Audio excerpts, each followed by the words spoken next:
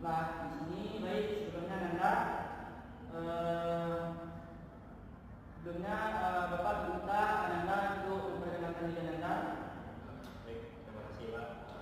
Perkenalkan nama saya Rahman Cendergo, biasa dipanggil Doni Pak. Saya panggil Doni.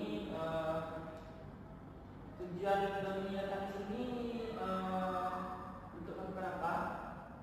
Tujuan saya di sini untuk melakukan konseling dengan Bapak secara pribadi Pak. Yang kemarin malam yang terdapat itu Doni. Oh iya Pak, saya Pak. Oke. Di sini sebelumnya apakah Doni tadi sudah sarapan? Oh, pagi tadi sudah Pak, siang belum. Iya, nanti makan ya. Ya. Baik. Di sini baik Bapak belum memperkenalkan diri Bapak ya. Di sini mengenalkan Bapak dari tim pertama bisa dipanggil Pak Diki. Baik sebelumnya di sini Doni itu sudah tahu apa itu konseling? Oh, belum tahu betul Pak. Di sini Bapak memberikan gambarannya. Konseling itu adalah suatu proses layanan yang dilakukan oleh konselor terhadap klien untuk membantu menyelesaikan unek-unek atau permasalahan yang dialami klien tersebut. Nah, di sini sebelumnya kita belum berdoa ya. Baik, mungkin itu kepada Bapak. Nah, di sini sebelum kita mulai proses konseling kita, langkah kita berdoa dulu, mulai.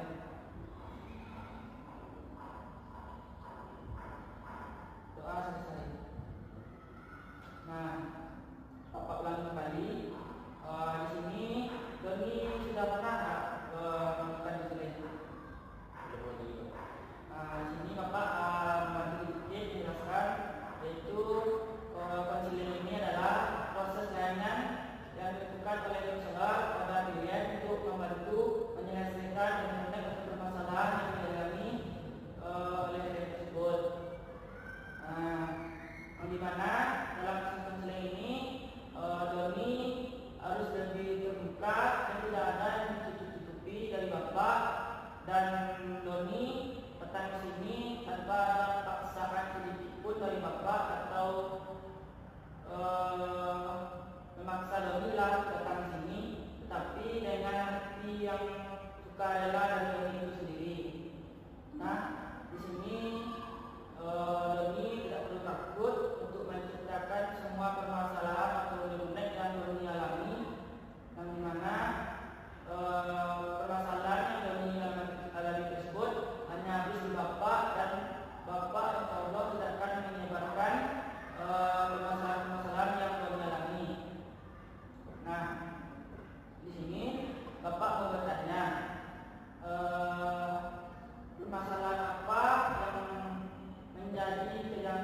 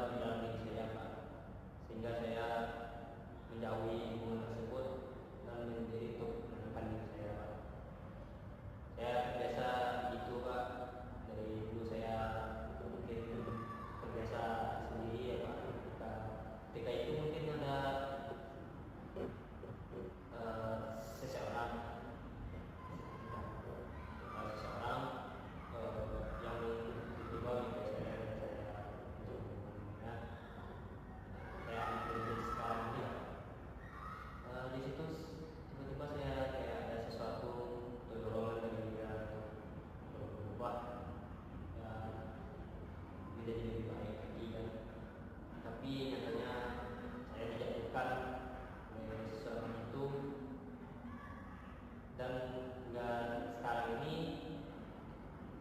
ini saya kayak rasa kurang semangat atau kehilangan sesuatu dalam diri saya. Dulu saya lagi gimana, sekarang sudah kurang gimana cara perubahannya. Jadi biar bisa saya konsisten, kadang saya ini suka ngaji, melakukan ibadah itu dalam hati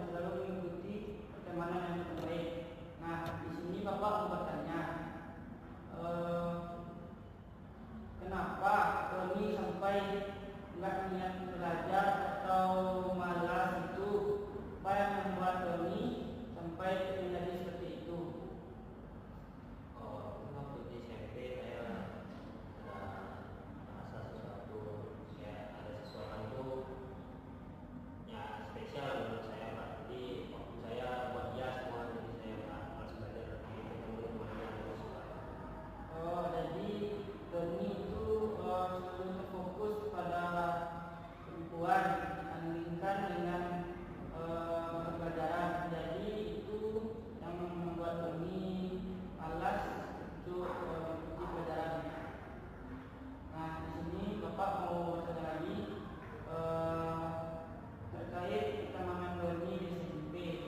Nah, seperti apakah bentuk-bentuk pertemanan yang Doni alami di SMP?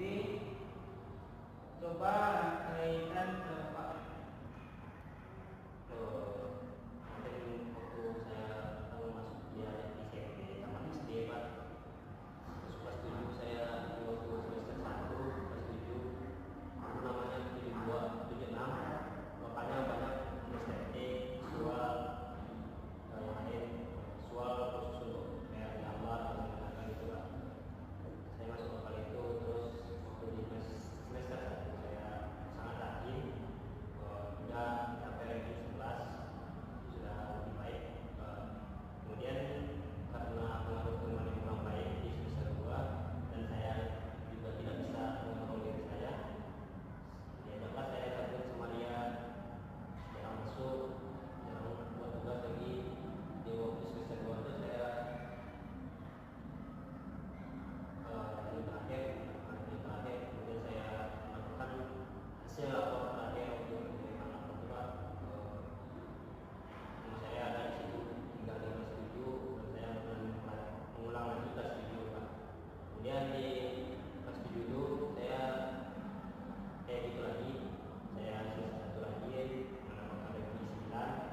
Kemudian di semester 2 nya saya malas lagi karena teman lagi, sehingga saya mendapatkan ranking 13. Kemudian saya dibantu naik oleh itu ke kelas 8. Di kelas 8 itu saya merasa semua anak kelas di kelas saya bikin saya tidak nyaman karena mungkin saya yang tinggal ya dihargai ya tinggalnya kayak saya yang tua di sana Pak, di adik-adik ini ya enggak saya di kelas 8 waktu itu saya juga pernah diabaikan oleh guru. Guru ini hanya menunjuk orang-orang pintar. Saya sudah sangat bersemangat untuk menunjuk menjawab pertanyaan guru itu. Mungkin dia menilai saya bahwa ini nggak bisa, bodoh gitu Pak. Jadi ya yang berpikir dengan yang pintar yang sering dipandang. Terus di sana saya merasa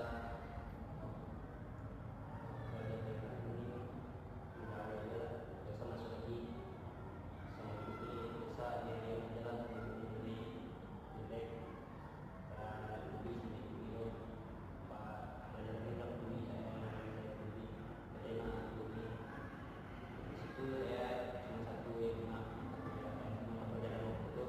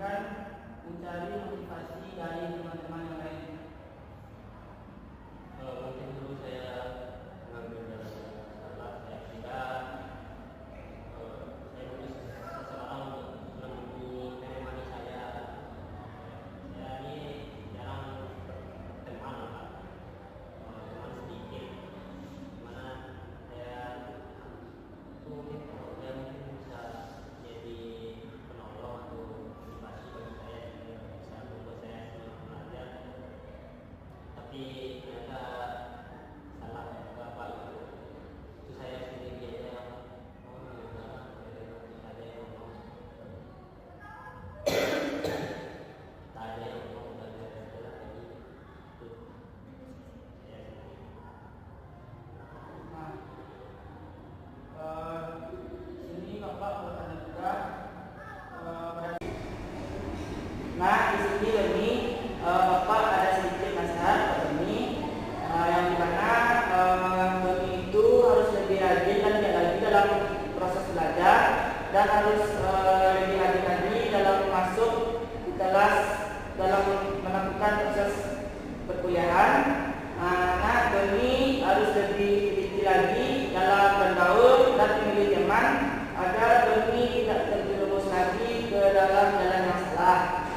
Dan selanjutnya Doni harus lebih mendekatkan diri lagi kepada Allah dan lebih taat lagi dalam menjalankan ibadah-ibadahnya. Nah, di sini Bapak ingin meminta apa yang Doni lakukan untuk kedepannya dalam melakukan perubahan yang lebih baik lagi dalam hidup Doni. Baik, mungkin dari nasihat bapak yang mengarahkan saya untuk melakukan hal tersebut, saya ingin mengonsistenkan diri saya sendiri untuk melakukan perubahan ke atasnya Pak, supaya diri saya menjadi lebih baik lagi dan proses pembelajaran saya jadi lebih baik dan pertemanan saya dikelilingi oleh orang-orang yang baik dan bersemangat, sehingga ada motivasi yang tinggi sehingga saya dapat mengikuti dia Pak untuk belajar bersama-sama. Nah, di sini kan Doni sudah menyampaikan pendapat untuk menyelesaikan permasalahan Doni tadi. Nah, di sini telah berakhirlah proses konseling kita. Bapak juga mengucapkan terima kasih telah memilih Bapak untuk melakukan konseling terkait permasalahan-permasalahan yang Doni hadapi. Semoga dengan terjadinya konseling pada saat ini dapat pula permasalahan-permasalahan yang Doni hadapi. Baik, tadi kita diawali dengan doa Doni, maka kita sudah juga dengan doa. Berdoa dimulai. Alhamdulillahirabbil alamin. Amin. Nah, di sini kan kita telah selesai melakukan konseling. Di sini Bapak mau minta besok lah atau besok satu lagi untuk meminta keterangan mengenai perubahan yang Doni rasakan atau yang Doni dapatkan setelah melakukan konseling dengan Bapak. Apakah Doni bersedia? Saya bersedia lain kali ini. Mungkin saya akan minta Bapak lagi untuk melakukan konseling yang kedua kalinya Pak. Baik Doni, di sini Bapak minta sedikit kesan dan kesan Doni setelah kita melakukan konseling pada kali ini. Mungkin pesan saya dari saya maaf ya Pak dan terima kasih atas Bapak yang telah mendengarkan cerita saya dan memberikan solusi kepada saya sehingga saya merasa suasana hati saya ini berubah agak sedikit tenang sehingga saya pikiran saya juga sudah agak mulai bagus dan saya tidak terlalu memikirkan hal yang sama lagi. Mungkin hanya itu Pak. Terima kasih Pak. Baik, ini sekian pertemuan kita untuk melakukan konseling pada kali ini. Bapak mohon maaf yang sebesar-besarnya apabila ada kata-kata Bapak yang salah atau rancu bagi Doni. Bapak mohon maaf. Assalamualaikum warahmatullahi wabarakatuh.